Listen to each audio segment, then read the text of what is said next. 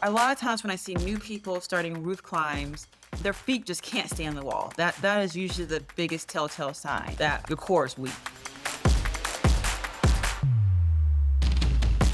Hey y'all, I'm Ryan Devlin, and welcome to the Struggle Climbing Show's Pro Clinic with an absolute crusher, Dr. Favia Dubyk, emphasis on the abs in absolute there, if you got that.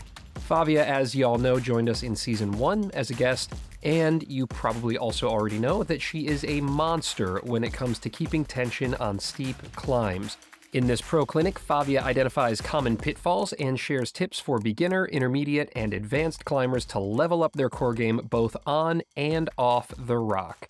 If you find yourself falling off of steep climbs, it is very likely that your core was the culprit, and Dr. Dubyk has lined up some super helpful and inventive and actually really fun interventions that climbers of all levels can work into our routine to level up that core.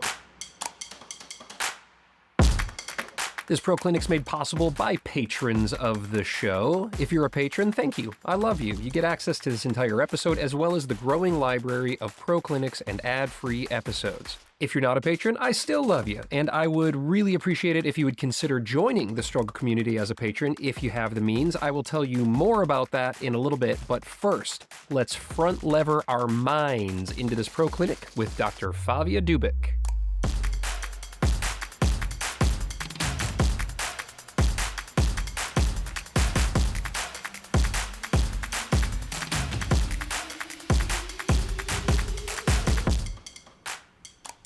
Let's just catch up for a second. It's been a little bit since we chatted. How are you?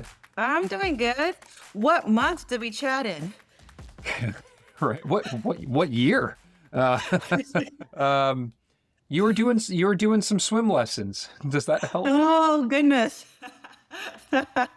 Well, I guess there is progress in that and not progress. I took a swim test and I failed. I went back to Tuckfest again. This April I competed and I didn't need to be rescued. So that's where you're climbing sport routes, but over a swimming pool, right? Yeah, you're climbing 40 feet off the ground and then you fall into the water. Gosh, that's so heady, especially for someone who has a fear of water or is not a very strong swimmer. How deep is the pool? 20 feet. 20 feet deep. So you're 40 feet up. It's 20 feet deep, and you did not need to be rescued. That's pretty major. Yeah. My first year I competed, I had horrible nightmares. I pretty much was in a 5-hour long panic attack. Oh my gosh. Because I went into like the wrong bathroom. I couldn't speak sentences. But this year I spoke in sentences. I got to talk to the other athletes and like have fun with them. And I had no nightmares. So it was actually progress. Huge progress. But I didn't do as much training for swimming as I did for the first time. So I hadn't really been in the pool as much. So when I was swimming to the surface, because when you fall into the water, you go deep in, you have to swim up and then over. I just started thinking I would never get to the surface. Well, and you got your rock shoes on, right? You got chalk bag. Oh goodness, it was an experience, but every year it's getting a little better and better. Wow. I'm proud of you. That's really major. It was a struggle that we talked about in our interview, and it would be so easy to not do that, right? Like there are a lot of comps out there where you just have a rope on, or it's a boulder comp, or, like where you're literally not dropping into a 20-foot deep swimming pool. And, for you to decide to go back and to work on that, that's so rad. That must be pretty rewarding. It is not so rewarding yet. That's still a struggle. It's still a struggle. Gosh, good for you for working on it. That's incredible. Well, let's do another call. Then you can do a pro clinic on deep water soloing.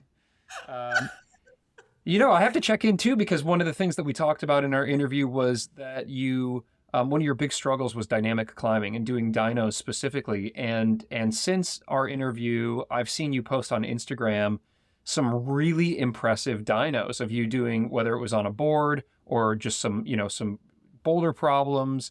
And that looks like an area where you've just continued to make progress and are dynamically climbing at like a super high level. Yes, I've actually gotten a lot better since we last spoke, which I guess was only a few months ago. I wish I could tell you what happened or why. I think it's just sheer repetition, just doing it over and over and over again for years, and it's finally paying off. So I'm right now climbing stronger than I've ever climbed, pretty much. Incredible. And I'm doing dynos that I couldn't do. I took a step back from some of those dynos and I didn't try them for a whole year. And then now I can just do them like first or second try. So, Sick. It's so great. so people just don't give up. It's frustrating, but you just can't give up. Yeah, well, I mean, you're truly like such an inspiration and testament to that. Because as when we were talking, there was a point at which like you weren't doing V0 or V1 dynos, where like everything was super static, and as you said, you were working with the team over at Lattice, and just it wasn't like all of a sudden you woke up and were doing V9 dynos. It's been this like steady incremental progress, which is just what rock climbing is, right? Like whether it's you're trying to go from climbing 5'9" to 5'11" or a fear of falling, like it's it's not typical that there's just some aha moment where it's like this huge, like everything just clicks. It's like, slow and steady kind of wins the race, I feel like. It does. It does. And that's what I have to tell myself now, because even though I'm dynoing better and, I'm getting like V8 to V10 dynos on board problems now, I'm still Awesome. not happy. Still not happy. Still not enough. Yes. Yeah, that hunger. Well, that's what keeps us going. That constant striving for continuous improvement. I love that hunger. And one of the things that we talked about also, or really focused on, was of course your love of lowball climbing and specifically roofs, like lowball roofs, right? And there's of course plenty of videos that you've got on your page of you pulling these crazy lowball boulder problems.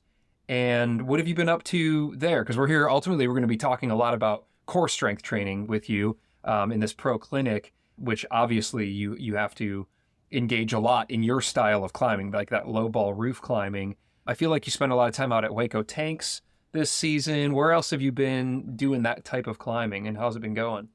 I think since we last spoke, I was working on Right Martini. I have done all the moves on Right Martini, but I just have to link them now.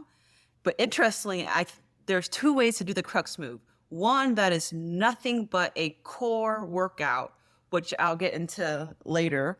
And then another one, which is a throw.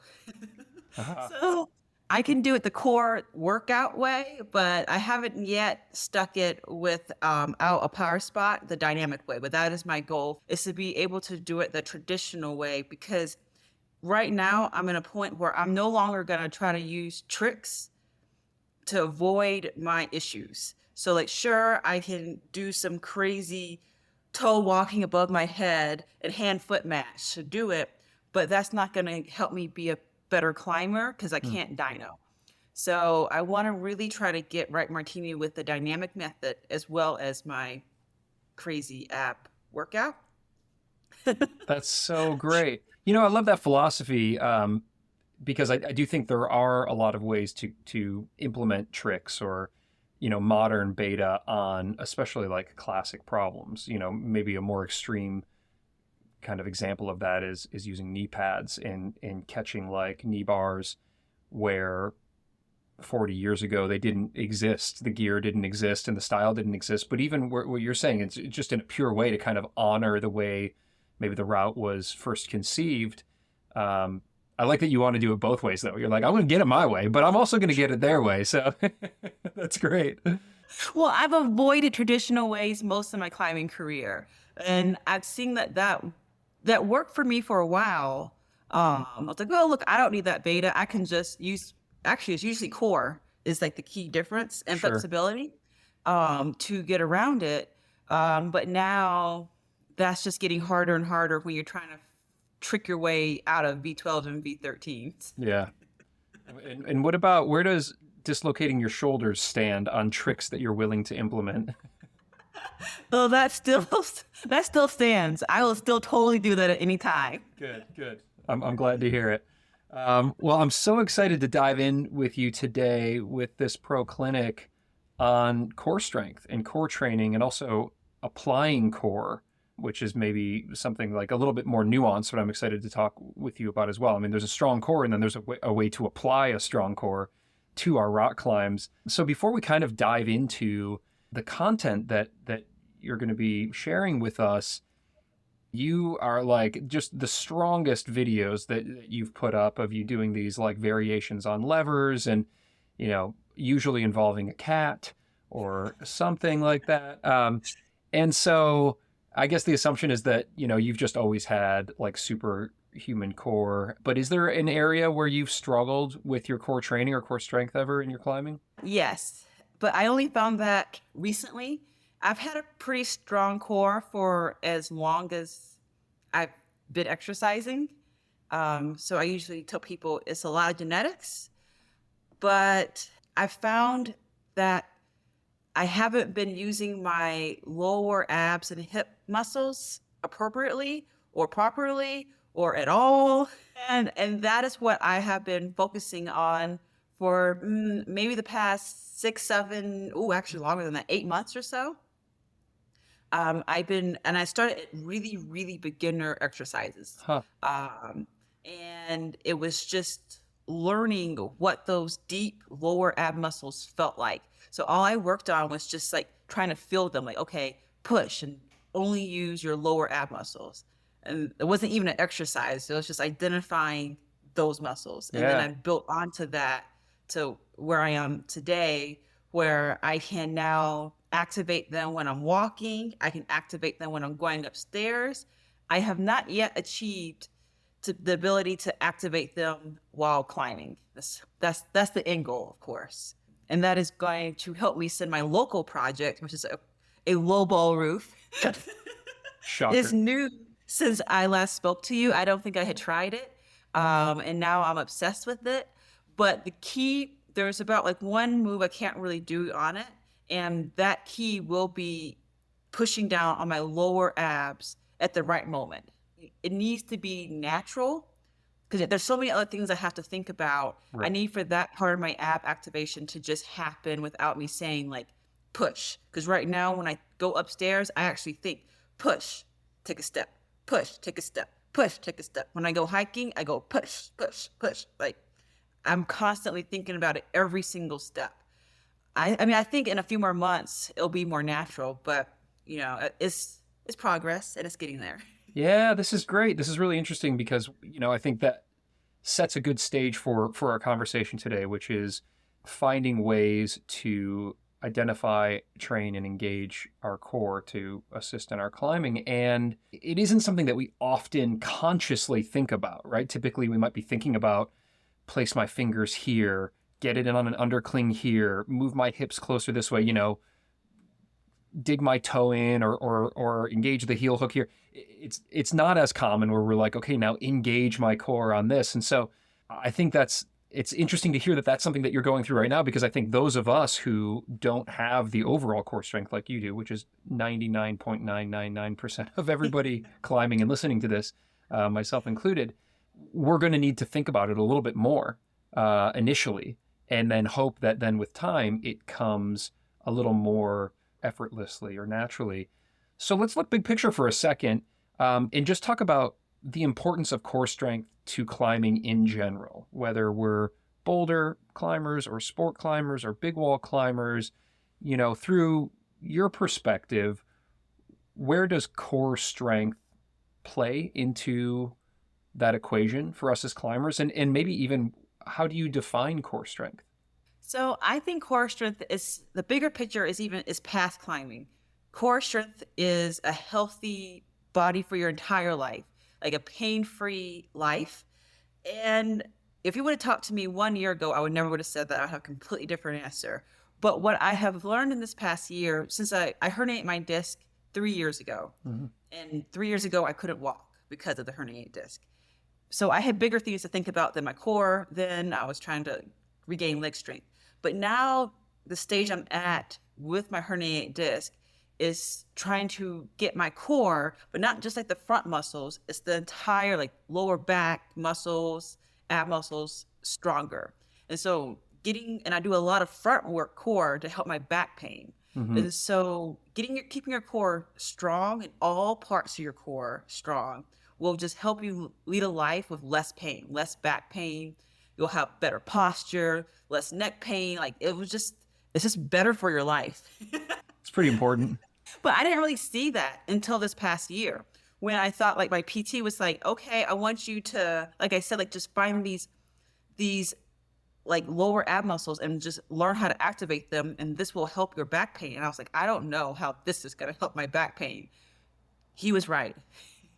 Back pain went away when I strengthened my core, my lower core, deep core muscles. Wow. But in terms of climbing, your actual question, core is important. I mean, I think I take it for granted because for the most part, I've kind of learned how to activate it naturally for roof climbing. But I mean, if you want to roof climb, core is important. If you cut your feet on any type of incline, overhung, if you want to put your feet back on, then core is important. If you even want to do pull-ups, core is important. Sure. So essentially, I mean, like if you think about like the most kind of extreme examples, if you're climbing on like a true roof, so you are like straight, like horizontal, it's not just your fingers and your toes that are keeping you on, right? It's the tension between your fingers and your toes. And the tension between your fingers and your toes is essentially in that scenario, it's I guess your abs and your back, right? When we say core, we're basically it's like that whole trunk area, is that right? And maybe even your butt, although I don't know if that's considered core anymore. I don't consider butt core, but a lot of the core exercises work your butt, or you have to use your butt to get the core. Yeah, I think the reason core is called core because it's like the core of your body. It's like the important part of your body. And unless you're campusing, but you still need core for campusing. But like if you're climbing with your fingers and you have your toe down, I mean, the thing that's connecting those two is your core. So if your core sags or drops down, then it's going to be harder to stay on the wall. Yeah, so that's great. Let's look at that for a second. When you see somebody climbing, like what does somebody who's maybe got advanced or properly engaged core when they're climbing on something steeper versus somebody who doesn't? Like, is it pretty apparent to see? Is it pretty apparent to feel? How can we understand whether, we've got a good, strong, engaged core or not? For me, it's obvious. I can tell. Yeah, you said people sag. Like, what does that mean, sagging? So, and I will tell people sagging is great for when you want a toe hook. But it's not great when you're trying to stay on the wall and you're not in a toe hook position. So sagging is like when if your body's a straight line, but then when your hips sag, you suddenly become like a 45-degree angle, Sure. or you become like an arch. And that's not keeping your core engaged. Or a lot of times when I see new people starting roof climbs, their feet just can't stay on the wall. That is usually the biggest telltale sign that your core is weak. Is that if you're trying to do something overhung and your feet just keep flailing, that's cue. That's like point one. But then the second point is that if you feet cut and you can't get them back on the wall, that's a second sign your feet are weak or your core is weak. So those are the two things I can look at people. I'm like, oh, okay, well, they cut feet there when they didn't need to cut feet, a little weak core. Oh, but they put their feet back on, so it's not that weak. Yeah, that's really interesting. I'm thinking back on when I started climbing steeper things, and it was very much cutting feet a lot. Now that you said it, like I didn't think about it consciously until just now. Like if I'm climbing, kind of a steep section, I'm really trying hard to like press through my toes and just, step through and keep the body on and all of that. But when I think back, it was just like a lot of like grabbing something, feet cut, try to swing them back on, grab something, feet cut, try to swing them back on. And of course that's freaking exhausting because you're spending so much more time on your fingertips than you are, not essentially, right? Yep. However, we talk about that right now being bad form, but one of my favorite and most fun ab exercises is exactly that what you spoke of. Oh, cool. Okay, well, let's break it down to like beginner, intermediate, and advanced. We'll go in order. So, what do you see with beginners as kind of that common challenge or that pitfall that you see? I see kind of two things. One is that they'll do an exercise for a long time. Like and myself included, like goal would be to do like 100 reps of a sit-up, like do 100 sit-ups.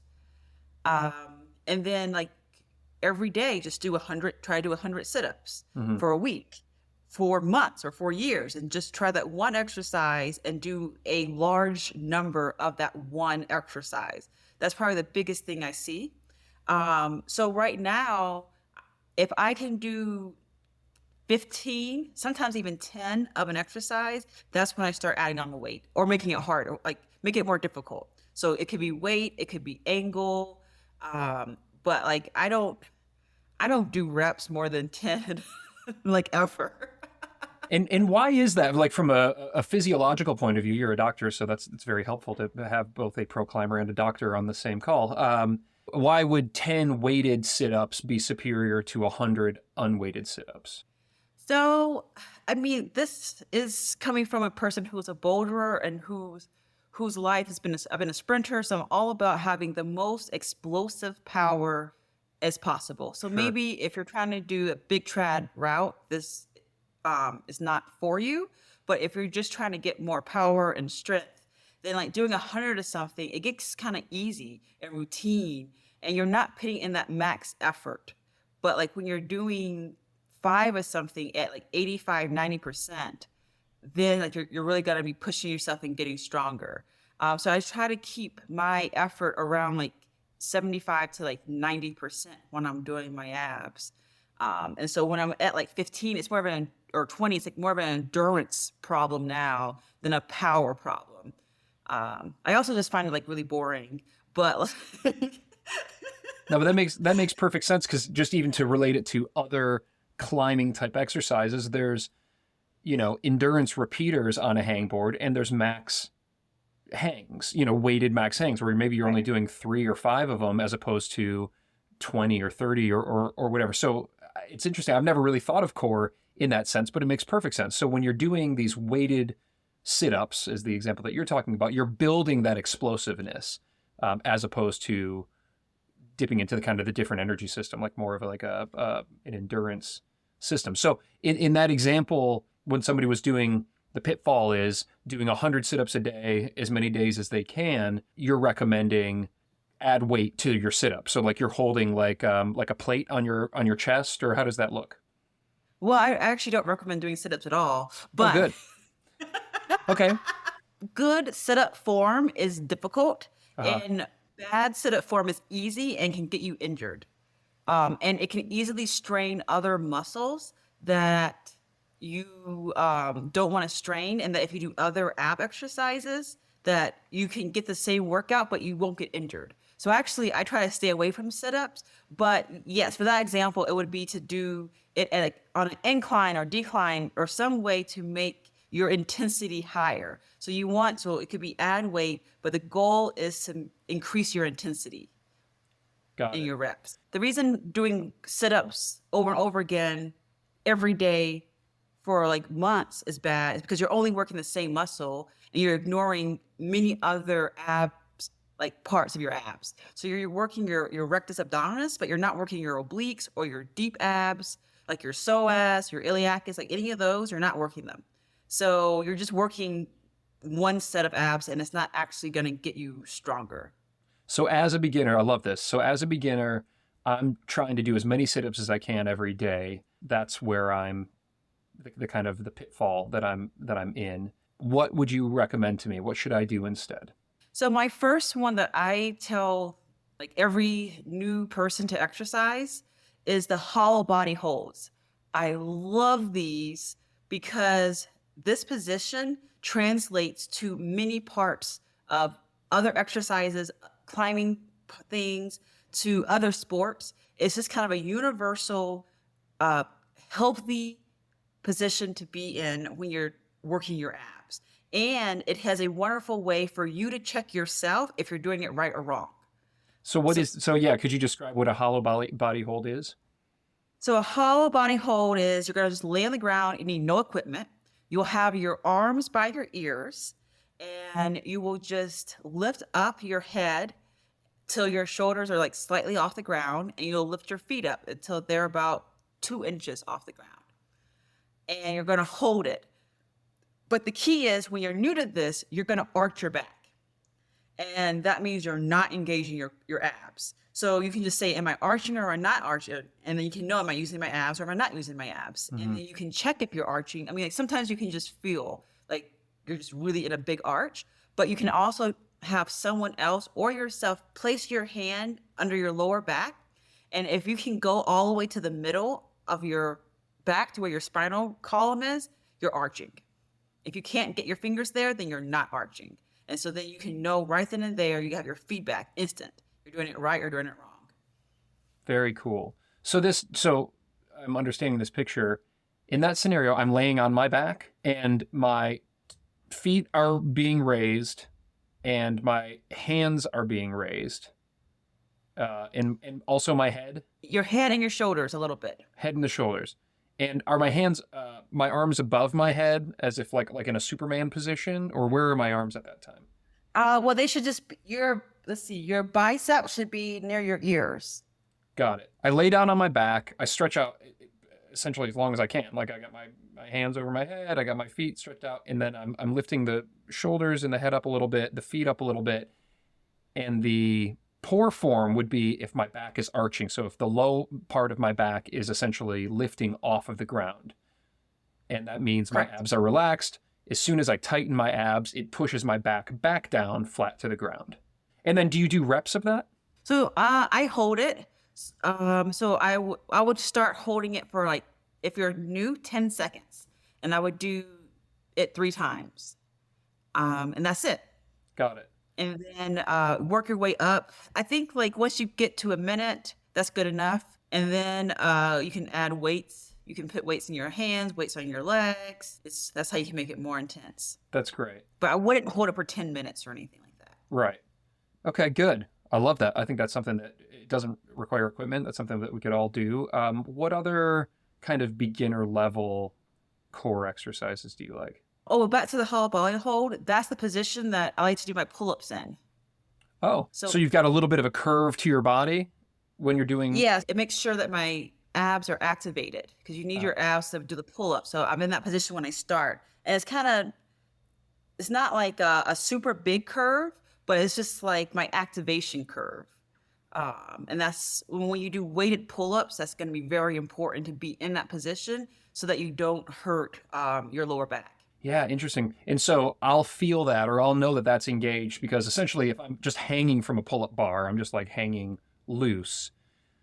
My abs are relaxed. My small of my back is relaxed and all of that. And so as soon as I tighten my abs, it kind of just adds that slight curve, right? Like a letter C, but like very, very, flattened letter C. Exactly. Because when you're going to get to more advanced exercises, no matter like what it is, like even I did push-ups with my friend on my back, which I'd never tried before. Like I'm not even that great at pushing.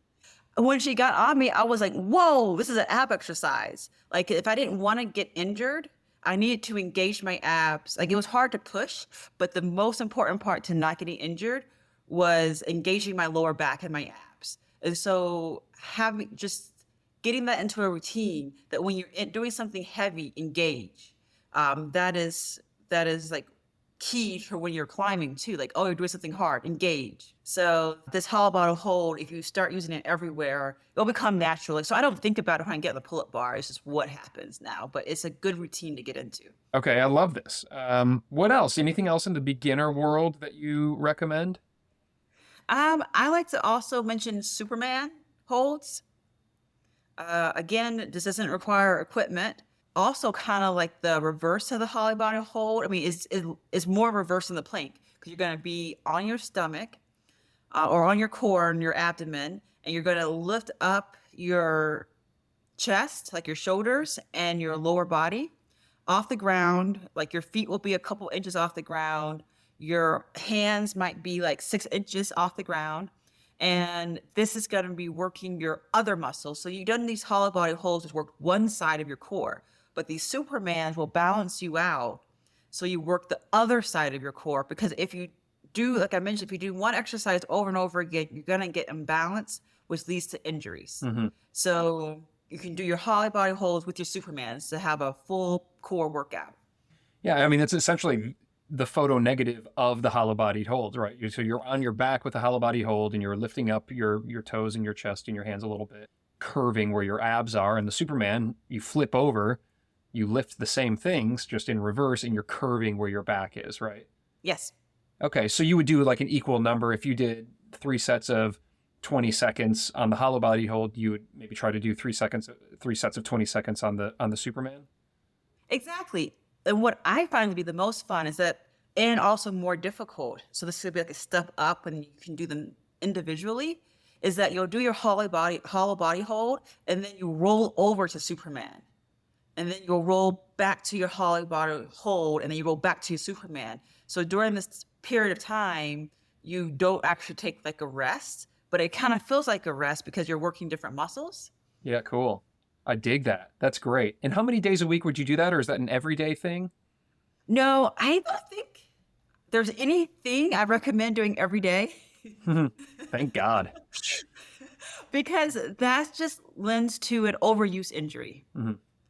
So I don't even do my rehab every day. I did my rehab every day at one point in time. You know what happened? I got injured. Injury. And my PT was like, no, like it's normally they tell people to do it. And they're like, okay, no more than 3 times a week. Right. And so you're that way with core as well. Core, like if you were to do pull-ups a few days a week or fingerboard a few days a week, core would just kind of fall into that type of cadence? Yeah, I do only right now 1 core workout a week for the past couple of years. Oh, wow. Okay.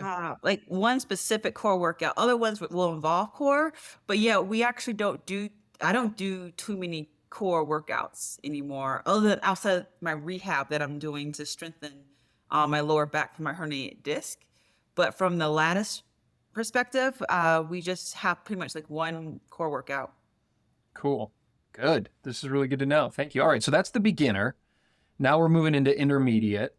This is my territory, right? I think I'm certainly not advanced. But you know, it's I guess somebody who's maybe been climbing a little bit longer, getting into some steeper territory, maybe has been doing some of these more beginner type exercises like you've been talking about. What are some common pitfalls or challenges? What do you see the intermediate climber struggling with in this department?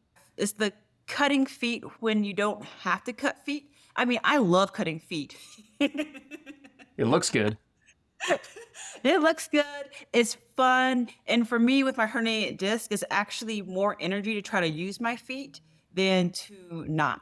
Interesting. So if I can easily cut feet, then I will, because it's actually energy saver for me.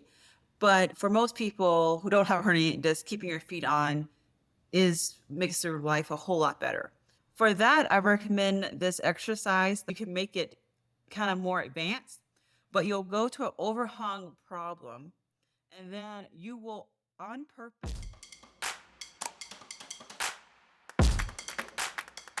And that wraps up your free intro to developing core with Dr. Favia Dubyk, the master of core herself. There's another 35 minutes of insights and protocols that Favia lays out for intermediate and advanced training levels, but those are also scalable to beginner as well. It's great stuff. So look, if this is an area that you'd like to improve in your own climbing, pop on over to patreon.com/The Struggle Climbing Show to check things out. For about the price of a cheap beer or a fancy cup of coffee each month, you're going to gain access to pro clinics, early and ad-free episodes, limited edition swag, and other cool perks. That all gets loaded to a top secret feed that will come to your podcast player or that you can listen to on the Patreon app. And of course, you can cancel anytime, no worries. I'm just grateful for whatever support you can throw my way, and I'm going to keep working hard to provide a lot of value for your patronship, if patronship is even a word. Somebody look that up. Let me know. So thank you so much for listening and for supporting if you can. I've got more free content coming your way, totally free stuff like regular episodes of The Struggle Climbing Show with elite climbers sharing their struggles and breakthroughs across all of our normal subjects on the show. A lot of good stuff coming your way, so listen up for those. All right, the struggle makes us stronger. Let's climb hard and do good things in the world.